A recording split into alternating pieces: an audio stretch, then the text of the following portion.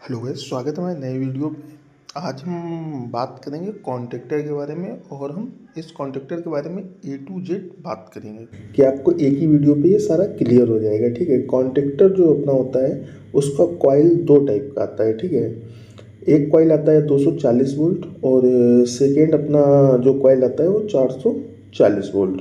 और हम single coil coil single phase बोलते हैं। कॉइल वोल्ट 240 है तो और 440 है तो उसको हम डबल फेस देते हैं। ठीक है, अब मैं आपको इसको एमसीवी के थ्रू से समझाने वाला हूँ जिससे आपको थोड़ा इजी समझ में आएगा, क्योंकि एमसीवी को सब लोग जानते हैं।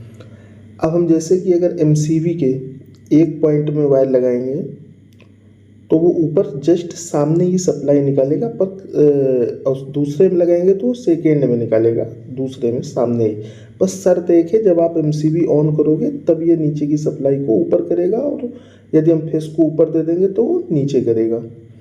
ठीक है, यही सेम चीज़ अपना कॉन्टेक्टर भी करता है। अभी अपना ऊपर साइड से कॉन्टेक्टर कुछ इस तरह से दिखता है। ठीक है, आप इसमें देख सकते हो ये कितने वोल्ट का है, जैसे लिखा रहता है। और इसका जो कॉइल का एक पॉइंट ये है A1। और अभी हम इस कॉन्टेक्टर की बात कर लेते हैं, तो इसमें देखो नीचे अपने को A2 पॉइंट दिया है और ऊपर A1 पॉइंट है।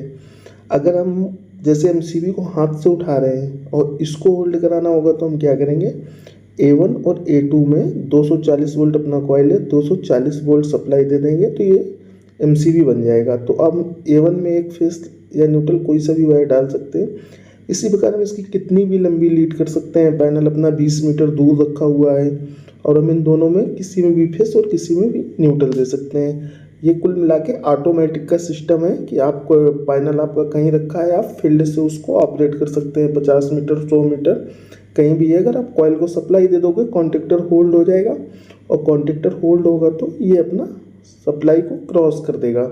जिस प्रकार एमसीबी कर रहा था ना, उस प्रकार वो भी सप्लाई को क्रॉस कर देगा। जैसे ऊपर के पॉइंट का सामने, सेकेंड पॉइंट का उसके सामने और थर्ड पॉइंट का उसके सामने, और एनो जो साइड में दिया हुआ है 13-14 एनो भी आपस में सप्लाई को क्रॉस कर देगा।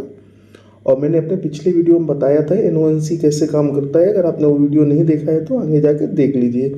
अब हम बात कर लेते हैं कॉन्ट्रैक्टर की होल्डिंग कनेक्शन के बारे में। उसमें हम यूज करेंगे एक एमसीबी, दो पुश बटन। एमसीबी 6 एम्पियर की यूज होती है कंट्रोलिंग के लिए। आप कोई सा भी पैनल बनाएं, कुछ भी करें, कंट्रोलिंग एमसीबी अपनी 6 एम्पियर ही रहती है। ठीक है, और इससे बड़ी एमसीबी हम लोग कंट्रोलिंग में यूज भी नहीं करते हैं। तो हम पहले एमसीबी को न्यूट्रल फेस दे दिया मेन पैनल से, और हमने कॉन्ट्रैक्टर को न्यूट्रल डायरेक्ट दे दिया। अब हम क्या करेंगे, फेस वायर को एमसीबी के नीचे से उठाएंगे और एनसी बटन के 1 इंची या 2 इंची किसी में भी डाल देंगे स्टॉप बटन के। और अब हम सेकेंड वायर एनसी के 2 इंची से, अगर हमने 1 इंची में डाला है पहला वायर, तो सेकेंड वायर 2 इंची से उठा के हम 3 या 4 एनो में एक पॉइंट में दे देंगे। और फिर हम जो पॉइंट में वायर डाला जस्ट उसके अपोजिट साइड के एनो से एक वायर उठा के कॉन्ट्रैक्टर की कॉइल पे दे देंगे। अभी अपना बन के रेडी तो हो गया। पर अभी आप इसको अगर चालू करोगे तो आप जितनी देर ग्रीन बटन को दबा के रखेंगे ये उतनी देर ही केवल चलेगा। ठीक है, उसके बाद बंद हो जाएगा। तो अपने को क्या करना है, इसको एक बार हम अगर ग्रीन बटन दबाएं तो ये चलना चाहिए, मतलब होल्ड हो जाना चाहिए कॉन्ट्रैक्टर को। पर ये अभी के सिचुएशन में तो ये होने वाला नहीं है ना, क्योंकि आप इसको डायरेक्ट कॉइल पे फेस दिए हो और फिर आप जैसे ग्रीन बटन दबाओगे तो नहीं होगा। उसके लिए हम क्या करेंगे, जो हमने 3 एनो एक वायर डाला हुआ है इसको हम एनो पे लगा देंगे और एनो से कॉइल पे ऊपर ज्वाइंट कर देंगे।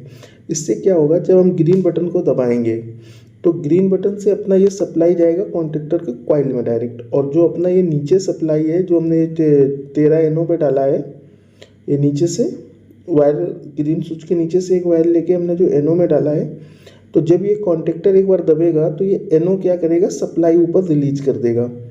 और ये जब सप्लाई रिलीज कर देगा तो इधर का सप्लाई कट जाएगा, पर ये जो एनसी का सप्लाई एनो पे गया है इससे इसको सप्लाई मिलता रहेगा और ये कॉन्ट्रैक्टर होल्ड रहेगा। और जब हम इसी प्रकार इसके रेड बटन को दबाएंगे तो ये क्या करेगा, इधर का सप्लाई इसका कट हो जाएगा। जब हम एनसी में जो सप्लाई दिए तो डायरेक्ट एनसी से ही कट हो जाएगा, तो ये कॉन्ट्रैक्टर को रिलीज कर देगा। ठीक है, अब उम्मीद करता हूँ आपको ये वीडियो समझ में आया होगा। अगर फिर भी अभी भी अगर आपको कोई डाउट है तो आप लोग कमेंट करिएगा, मैं आपको बता दूंगा। और वीडियो को ज़्यादा से ज़्यादा शेयर कीजिए लाइक कीजिए, चैनल को सब्सक्राइब कीजिए, क्योंकि भाई मैं आपके लिए बिल्कुल एकदम रियल इन्फॉर्मेशन ला रहा हूँ।